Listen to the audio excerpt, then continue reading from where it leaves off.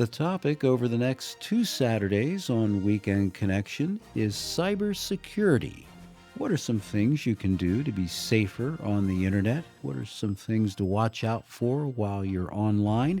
Well, what do you say you and I get connected with Dr. Rick Livingood and find out on Weekend Connection?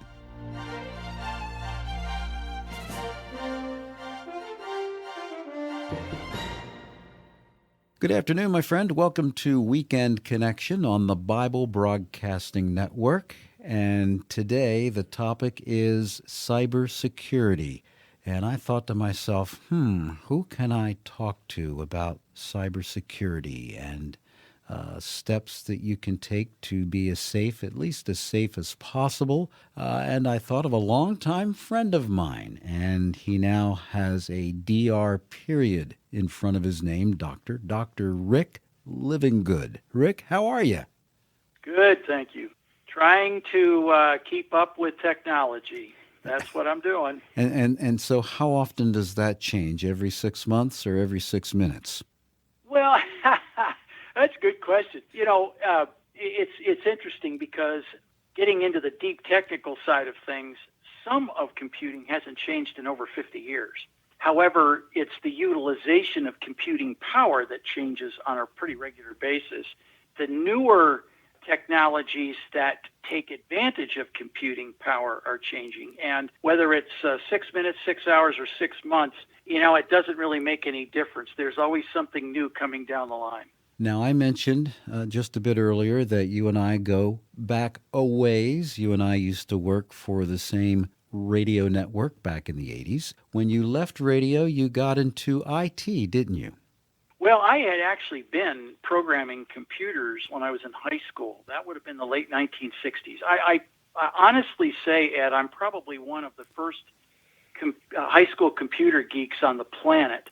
The school that I went to in New Jersey actually had a computer. They allowed us to use it. And then I had the opportunity to do a little bit of programming on a very large computer system in the New Jersey area that most teenagers did not ever even get to see, let alone touch.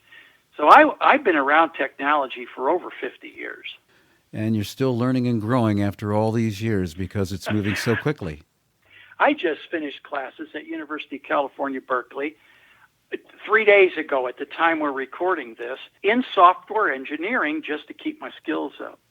Well, that's the way to do it. Keep learning and keep growing. And today, I want to talk with you, as I said, about cybersecurity. I remember, and it wasn't too long ago, and I'm sure you do too, when from time to time you hear news reports about an quote-unquote occasional hack of a company or some other entity. And now things just seem to be so commonplace. It's like every day or every other day you hear of some sort of hack, and things aren't getting any safer, that's for sure. And so let's talk a bit about cybersecurity. And I know you've done some studying on that. And just let's talk about some tips on how those of us who use computers every day, just how we can be safer, be as safe as we can.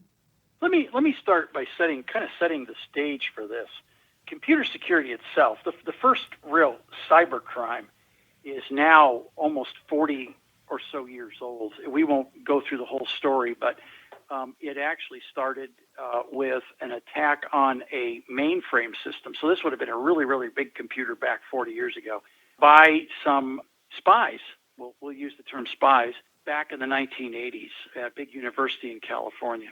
And it has moved. If you look back on the history of crime of the type we think of when we think of cybercrime, if you ever have watched the movie Catch Me If You Can, the story is of a gentleman who got into washing checks, bank checks, and he was able to doctor them in such a way that he was able to fraudulently collect money. Well, the criminals don't do that anymore. It's much easier to steal money across the internet because you don't have to deal with physical things. There are still a few occasional crimes that involve physical checks, but it's moved completely away from that to cyber. With that said, the criminals primarily, and I have good authority on this. I can't tell you, it's unfortunate, but I can't tell you where I get some of my information from. It is classified.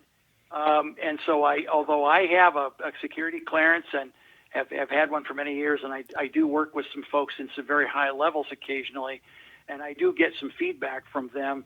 They talk about what has been going on, and I could talk a little bit about what the criminals do to get information from people. Most of these, what you called hacks, are attempts to get information about an individual so that they can then try and trick the individual into giving them financial information. That's the number one crime, cybercrime, is trying to trick somebody to give a person their financial information, or what we call personally identifiable information. Your name, your social security number. If they're brash enough, your bank account. And you'd think, well, people would not do that. And I hate to tell you, but there's crimes of anywhere from $5,000 to, I've heard of crime almost $500,000, giving criminals financial aid, if you will, giving them your money because you didn't know any better, and they just cleaned people's savings out. I have a friend who lost $30,000, her whole life savings, because she trusted in a cyber criminal. So what do they use to target people? And then we can get into, Ed, how you protect yourself. Most people fall into the cyber criminals' web, if you will, because they trust an email or they trust a phone call.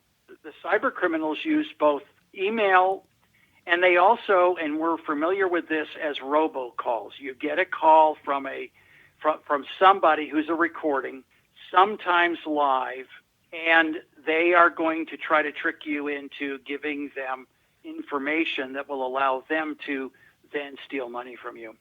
The typical scam, they call them a scam, is targeted as one of basically 7 areas. First, fake technical support scams. You get a call, your computer's got a problem, you need to immediately let them into your system and fix the problem. And they want money for that. Well, I could tell you right now, I know of nothing that is fixable by some online scammer. They're going to take your money. They even may enter your system, but they don't do anything. It's all fake. Another is loneliness. I just heard about another one of these just the other day, a friend of ours who had fallen into this trap, where you get an email and there's someone who, these scammers, these cyber criminals, will use I'll call it Lonely Hearts websites, if you will, looking for those who are looking for love or romance. And their goal is to trick you into giving them money. One of the ones that was kind of common for a while was there was a lonely soldier in some other part of the world, and they were getting out of the service, and they were going to come home. They'd already developed this love relationship, if you will, with the person who's about to get sucked into the whole thing. And then suddenly they ask for money. They got to get home, and they need money to get home. Well, of course, the first question is, why isn't the military bringing them home? But a lot of these, and the unfortunate modus operandi is women. And they get sucked into this, and the next thing you know, they're being asked for $4,000, $5,000, $6,000 and bank account information, which could potentially clear out somebody's account. Another is that you made some kind of purchase, or you've got some kind of a tax situation. It's called an honesty scam. You should have paid a parking ticket, or you had some kind of fine levied on you, or some kind of a tax that you didn't pay, or some kind of a purchase that you made, and it's now out of date, and they want your money to bring you up to date. Most of those, if not all of them, in fact, probably all of them, are fake. Another is Medicare scams, and of course, for the seniors listening, you got to be real careful. There's a lot of people out there that'll try to get you to give you financial information so that they can get you a better Medicare program, when indeed they are not interested in your Medicare at all. Again, for seniors, there's also funeral scams that have been quite prevalent.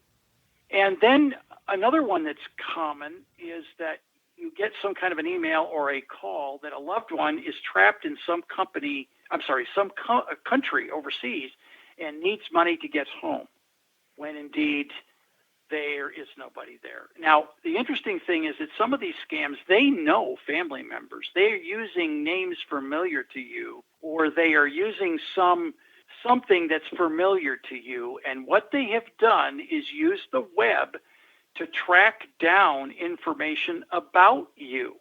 And so when you get some of these calls, they're using names or information. And you're thinking to yourself, wow, they know who I am. They must be real. When indeed, no, they're not.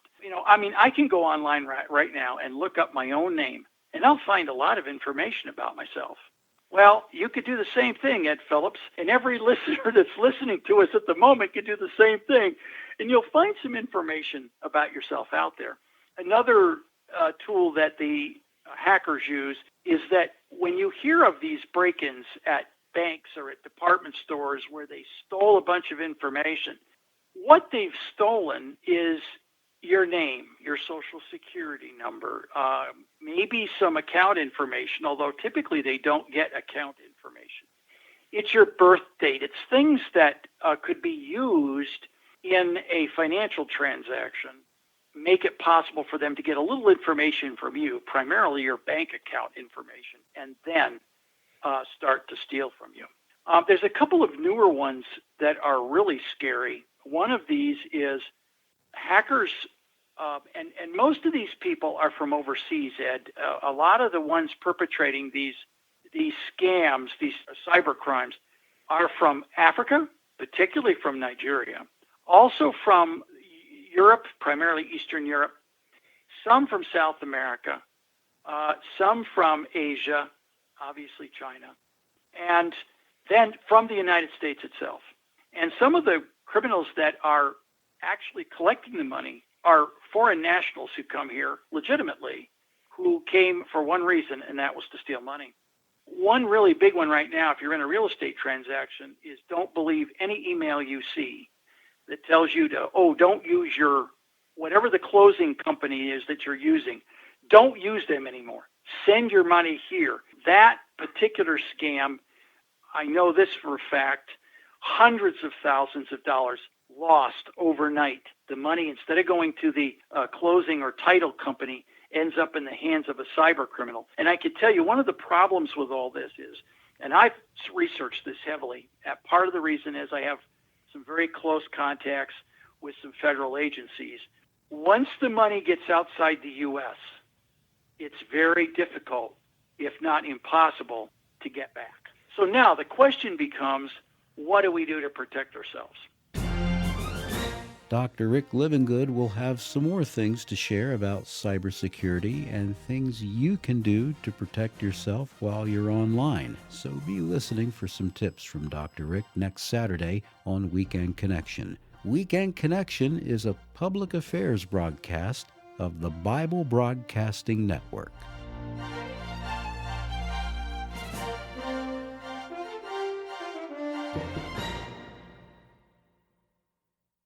Thank you for listening to this feature, a production of BBN, the Bible Broadcasting Network.